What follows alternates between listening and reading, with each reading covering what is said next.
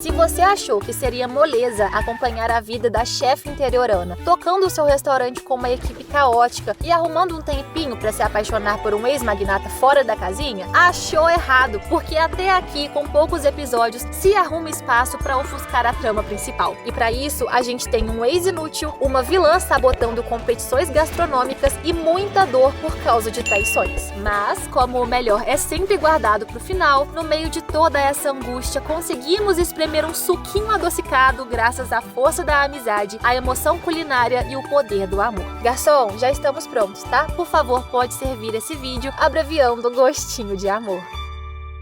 Eu, você, as moléculas de oxigênio e cada partícula da estratosfera, todos já estamos cansados do ex-irritante com suas falas recicladas. Então, para nos poupar, estarei cortando tudo de irrelevante sobre ele. O universo, pelo menos, é um pouco mais caridoso e coopera, mandando o sujeito embora, finalmente deixando a Yeonju e o Bong-woo a sós para algumas bebidas, sorrisos fáceis e divagações sobre o mentor que ela admirava. Ainda perdida sobre o que cozinhar para o chefe doente, os dois, sem querer querendo, vão ao destino certo. Um pequeno restaurante convenientemente comandado por um amigo do chefe japonês. Os dois cozinheiros passaram anos tentando reproduzir um lamen de ouriço do mar. Mas sabe por que nunca alcançaram o sabor certo? Porque faltava um ingrediente secreto que só a chefe Mo Yeon-ju conhece. Afinal, ela é a dona da receita. Uau, que surpresa! Foi ela quem cozinhou o macarrão para a equipe quando ainda era uma novata no Lemuri. E não imaginou que a sua comida marcaria tão profundamente o mentor. Assim, o Bong junta as pistas e faz uma sugestão genialmente óbvia. Esse é o prato que só você pode e precisa fazer. E em troca, recebe um mini beijinho estático, temperado com doçura antes da Yeonju correr atrás dos ingredientes, o deixando estatelado como bobo apaixonado no meio da rua.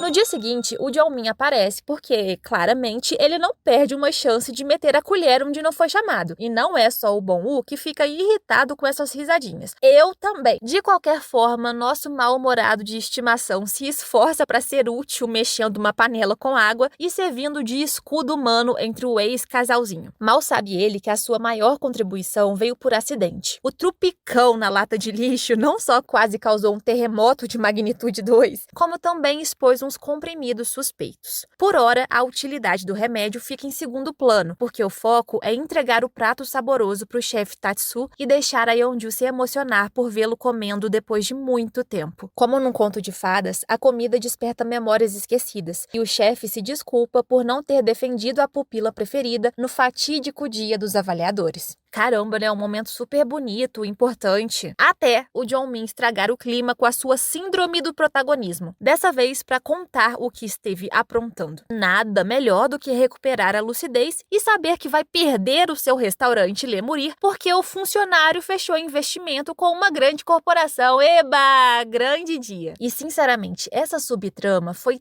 mas tão maçante pra mim que a gente vai tentar passar por ela antes que o miojo de tomate da Turma da Mônica fique pronto em 3 minutos. Vamos lá, então. O desquerido anuncia que é o novo chefe proprietário. Daí, a Yeonju desmascara, revelando que ele descartou os remédios para acelerar o processo de fusão. Então, ele se defende, dizendo que a decisão de parar o tratamento foi do próprio chefe, porque a medicação prejudicava o paladar e só contribuiu com isso para salvar o restaurante da beira da falência. Meu filho, parece mais que você contribuiu para a morte do seu mentor. Você ajudou a agravar o estado de saúde dele. Você entende que isso é meio criminoso, né? Mas enfim, agora que ele acabou com o discurso de bom moço, o Bong-woo serve uma reviravolta, porque sabe onde ele estava de manhã? Simplesmente num voo para a Coreia, chegando a tempo da reunião do conselho. Já que a sua mãe o reintegrou como diretor acionista, ele teve plenos poderes para cancelar o contrato de aquisição. Olha só que competente, né? Deu tempo de ferrar com seus planos de manhã e ainda brigar contigo de tarde, porque, obviamente, ele não vai aceitar levar um soco de graça na cara. Sim, gente, os dois se enroscam no meio do corredor do hospital. E nesse ponto eu tava tão de saco cheio que, assim, eu desliguei metade das minhas células cerebrais. E isso foi bom, sabe? Porque, pelo menos, eu não passei raiva vendo o chefe Tatsu acalmar a baderna e começar um festival de chororô, pedidos de desculpas e abraços. Eu só fiquei na minha, revirando os olhos, porque o perdão aqui é fácil demais e a redenção desse Jeong-min é mais rasa do que sopa de dieta. Sério mesmo que a gente gastou 3 episódios nisso. Pelo menos a Yeonju encerra as pendências emocionais com o ex, deixando claro que o seu sonho na culinária tá mais vivo do que nunca. Agora pronto, vamos catar o coitado do Bong-woo congelando lá fora e decolar nesse avião de volta pra casa, porque o adorável e bagunçado Jeong-jae tá precisando de ajuda, principalmente porque o sequestro e cárcere privado preventivo do secretário não deram certo. O Chun-sun só foi entregar uma sopa e um pinico improvisado, mas ele mesmo acabou sendo chutado pra dentro da garagem pela chefe Jang. Mas ele foi um herói, foi o preço a ser pago para salvar as suas preciosas bebidas antes que todas elas se espatifassem no chão. Só que agora, os aspirantes a ladrões estão à solta e invadem o Jeong-jae com muita facilidade. Tão fácil quanto encontram um livro de receitas logo na primeira gaveta. Difícil mesmo tá sendo acompanhar a ficha criminal desse povo, né? Sabotagem de remédio, invasão de propriedade na calada da noite, furto descarado. Sejam bem-vindos, Gostinho de Crimes acabou de estrear. Quando chegam na Coreia, o Bong-woo se depara com duas coisas erradas. O homem fedido, sujo e com olheiras, que não deveria estar no cativeiro, e o caderno, que não tá no restaurante revirado. Pronto, ferrou. Antes de surtar até o último fio de cabelo, ele só tem tempo de dirigir às pressas até Seul, mas já é tarde demais. As cobiçadas receitas caíram nas mãos erradas e a chefe Jang já apresentou uma das criações da chefe Mo para os avaliadores da Estrela Diamante. O pior é que ela retruca que só fez igual o Bong-woo ensinou, e contra fatos não há argumentos. Ele nem tem moral para repreendê-la, só pode escutar a cretina o mandando fechar o restaurante caipira e voltar pro moto. De noite, ele entra de fininho para devolver o caderno e a sua alma só não sai do corpo quando a Yeonju aparece que nem uma assombração, porque ela não tá ali para decepá-lo, mas sim para oferecer uma sopinha saudável. Se ele já se sente mal por enganar essa mulher atipicamente fofa, a sua consciência pesa mais ainda quando descobre quem é o culpado pelo incêndio do Jeong-jae, aquele cara que protestava na porta da empresa. Ele era dono de um pequeno restaurante, mas o deixou falir depois do Bong-woo comprá-lo como a aquisição da Hansan. Daí, se sentindo lesado e desprezado, o cara simplesmente decidiu meter o louco e se vingar do ex-magnata atacando o lugar onde ele estava trabalhando. Arrasado pelo Jeong-jae inocente ter pagado pelos seus pecados, por não ter pulso firme contra a mãe que o pressiona a fechar a espelunca no interior e esmagado com o peso de ser um traidor, o Bong-woo junta coragem para abrir o jogo com a Yeonju, mas deixa a chance passar de novo quando ela toma outra decisão. Férias para a equipe. Todos estão surtados para dizer o mínimo. Um tá no mundo da lua, os outros dois pentelhos estão numa eterna briguinha infantil, descontando a irritação no golfe, no parque de diversão e até em mordidas, como vira-latas raivosos. Então chega, vamos relaxar, porque mais importante que o restaurante são as pessoas que cuidam dele. Daí, como é que quebra o coração de uma linda mulher com a sua saia floral, casaco de pelinhos, animada para passar um tempo divertido com os amigos emperequitados? Não quebra, né? Só fica mais impossível desembuchar quando chegam ao destino final, o templo onde a Yeonju cresceu. Ela escolheu esse lugar especialmente para apresentá-lo às monjas que a acolheram com amor, para mostrar como foi criada por uma família carinhosa, para inseri-lo na parte mais íntima da sua vida. Confiou nele para contar os pontos mais vulneráveis e especiais da sua história, e esse gesto só o deixa ainda mais soterrado em culpa. Já que não consegue contar a ela os seus segredos, não naquela noite sob o brilho do luar, tudo que o Bong-woo faz é mandar mensagem pro irmão dizendo que não quer mais disputar a herança. Nenhuma coroa empresarial vale o amor que ele tá sentindo. Só é uma pena que ter adiado a verdade daria errado, obviamente.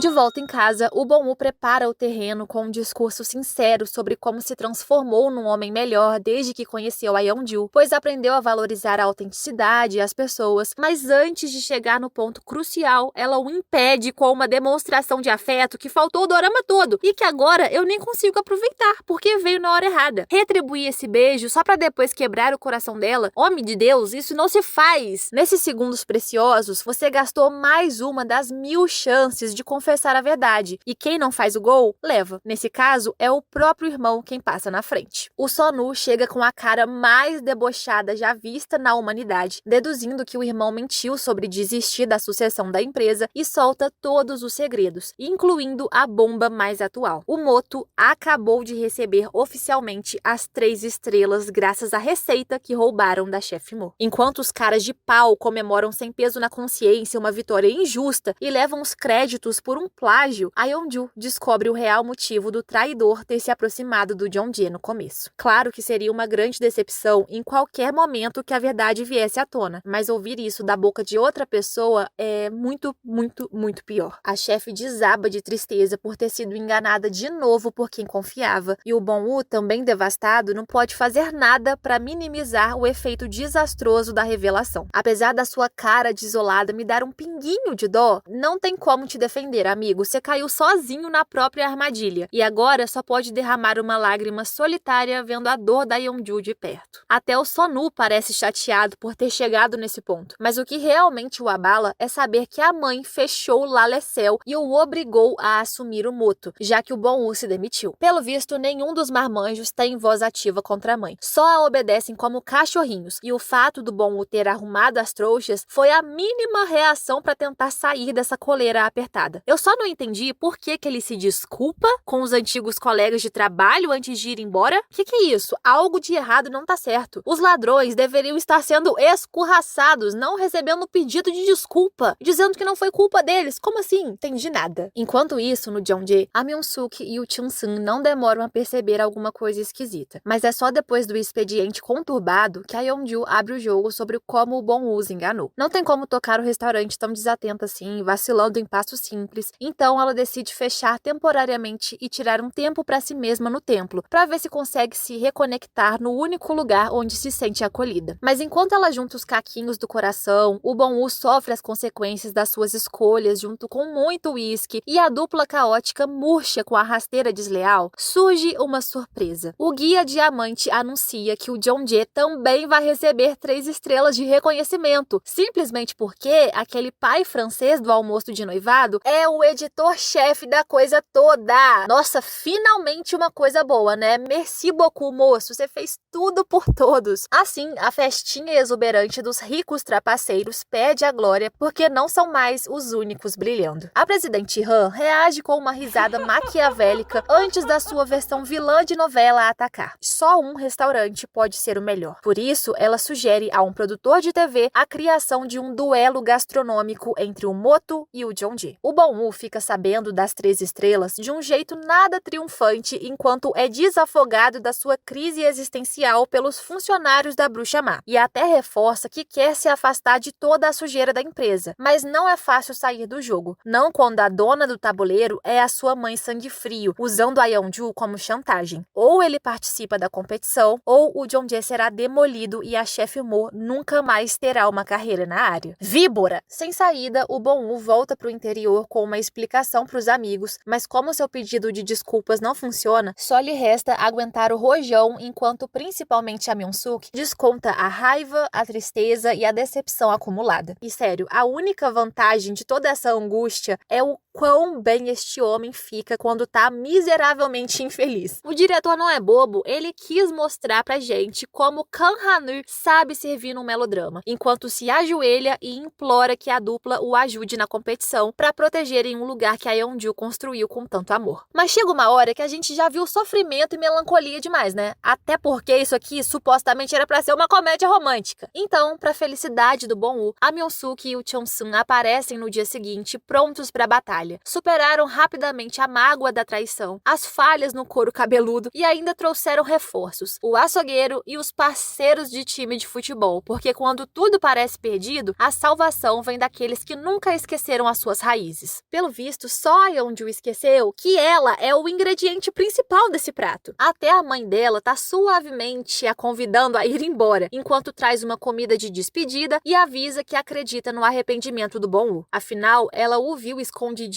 outra noite sem coragem de dizer que se sente patético por ter sido um otário no passado. Então, meu benzinho, agora que você já liberou a aflição do seu coração, que tal voltar, hein? Olha só, você já teve tempo de criar com muita criatividade um bolo de tofu, beterraba e morango só para alegrar uma criança, já teve o seu momento de epifania, percebendo que trazer felicidade aos outros é o seu propósito na culinária e até a sua versão infantil te fez uma visita lúdica para deixar isso claro. Então, bora reagir, mana. Você ganhou 3 estrelas, tá dentro de um programa de competição culinária e o Jeonjae precisa de você.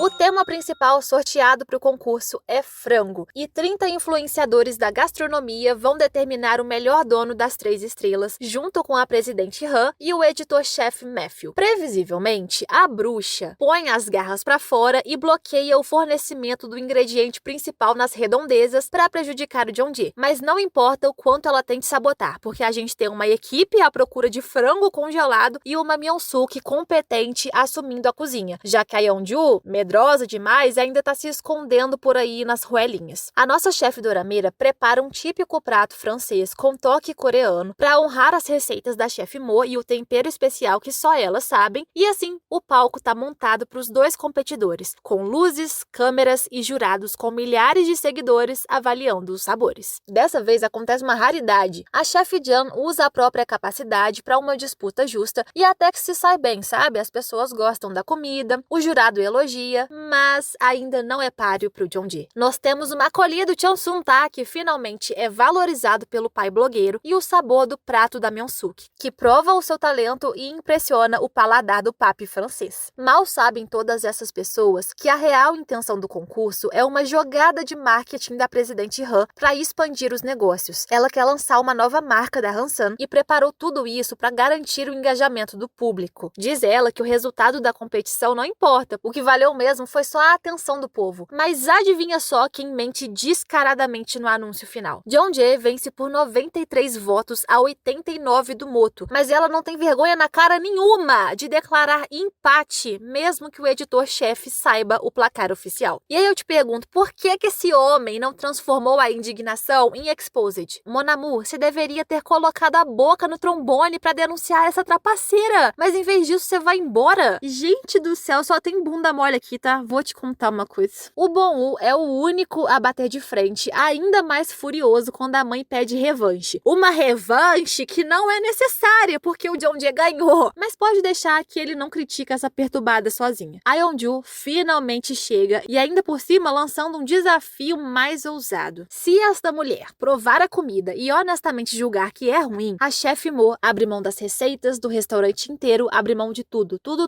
Bem maluca, né? Porque pra essa bruxa aqui fingir um cuspe dramático na frente das câmeras, por mais saboroso que o prato seja, não precisa nem de 2 segundos. E é isso que ela pretende fazer assim que aceita a oferta. E sabe o que fez a Yeonju mudar de ideia? Acredite se quiser, foi o irmão rival e o secretário ladrão. Pro casal se reconciliar, precisamos que o Sonu dê uma mínima explicação sobre como cresceram sob os cuidados da avó, já que a mãe os negligenciou em prol do seu império. E para fechar o discurso, o secretário confirma que após conhecer a chefe Mo, o solitário Bong-woo cansou de ser pateticamente manipulado e de seguir trapaças para ser notado pela mãe, uma mãe tão horrível que nem ao velório da vovó se prestou a ir. E bem, na minha percepção, a Yeonju poderia ter aprendido tudo isso se tivesse conversado com o outro adulto da relação. Mas não, além de entender as dores dele através de outras pessoas, ainda foi embora sem dar pelo menos um esporro no ladrãozinho que invadiu seu restaurante. Eu, sinceramente, gente, nem julgaria, tá, se ela não conseguisse perdoá-lo, porque o Bong-woo teve 1000 chances de evitar que todas as suas mentiras virassem uma bola de neve incontrolável. Mas desde o início foi muito óbvio que ela o desculparia, né? Mas calma, não ainda, porque primeiro ela precisa se provar pra víbora. Com a sua nova viseira floral atenciosamente comprada pelo Bong-woo, a Yeonju volta pra cozinha. E como já dizia o ditado, manda quem pode, obedece quem tem juízo, os irmãos se juntam à mãe, porque todos eles vão experimentar algo que há muito tempo não comiam. Uma simples refeição caseira, familiar e nostálgica. Mas antes, calma só um segundinho, porque a chefe tem umas palavrinhas a dizer. Ou melhor, ela tem uma pedrada a soltar, dizendo que preparou o café da manhã com carinho, porque foi ensinada a despertar emoções através da comida. E já que não cozinhou para ser julgada, ela aceita a derrota. Oi? Mona, você é maluca? Com todo respeito. Já não bastava largar o seu emprego dos sonhos por um namorado que não te merecia. Agora você tá entregando o seu restaurante de mãos beijadas com um discurso de superação? A gente aprecia o seu esforço em tentar aproximar essa família disfuncional, mas você precisa urgentemente aprender a escolher as suas batalhas. A sua sorte é que essa senhora é viciada em ser oportunista e usa da situação para marketing também. Nada melhor do que um momento mãe e filhos recordando tempos de ouro e apelando pro emocional enquanto tudo é gravado. Ela pode até fingir para si mesma que o elogio ao kimchi delicioso foi só encenação para pras câmeras, mas o paladar não mente. Apesar da cara dela, pra mim, continuar sendo de nojo, ela gostou pra caramba do que comeu e tem que admitir essa derrota. Agora que já cativou o sentimentalismo do público e a boa reputação pras publicidades, ela os libera pra não fecharem o John Dee. Até porque a chefe Mo o reabriria em outro lugar de qualquer forma. E, por um acaso, era pra gente agradecer, minha senhora? Era pra gente ficar feliz com o seu grande ato de misericórdia? Nem era pra isso tudo estar acontecendo, porque a gente sempre venceu. Me poupa, tá? E realmente ela é um caso sem salvação. Ela se aproveita até da imagem da falecida mãe, visitando o cemitério depois de anos, mas claro, só pra chorar em frente às câmeras e garantir mais imagens comoventes. Cruz credo. Pelo menos não forçaram nela uma redenção mequetrefe que nem pras outras pessoas. Vulgo, chefe, Jan e secretário. Depois de roubar a receita alheia com as próprias mãos, é muito fácil pra mulher dizer que não é legal copiar as coisas dos outros e quer encontrar a própria voz na cozinha. Aham,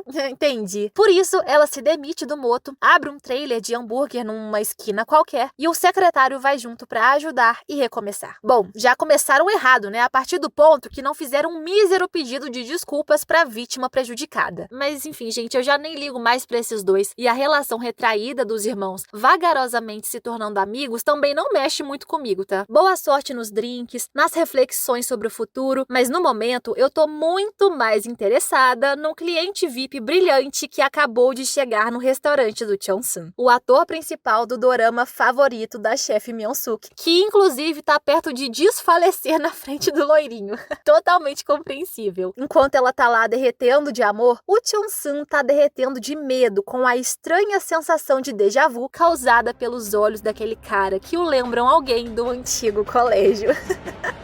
Sério, gente, pra vocês terem noção, essa referência de Weak Hero era a parte que eu mais estava ansiosa, porque eu já tinha pego spoiler antes. Eu só aguentei até aqui pelas migalhas de interação do Xian e Ryuman numa realidade paralela, porque se fosse esperar um grande mousse do casal principal... Xiii!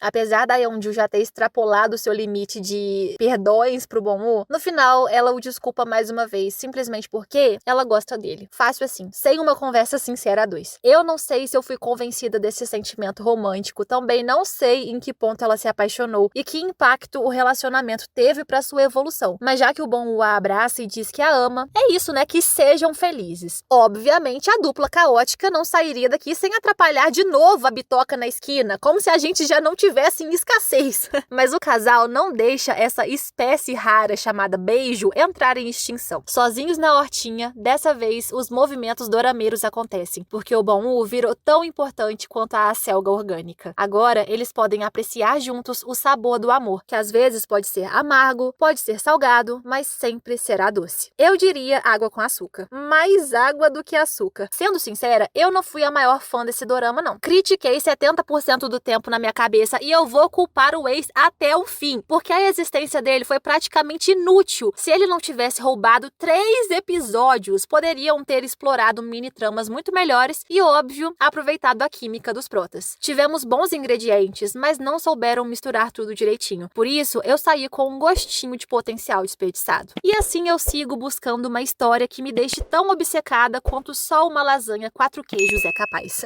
Até o próximo vídeo e tchau!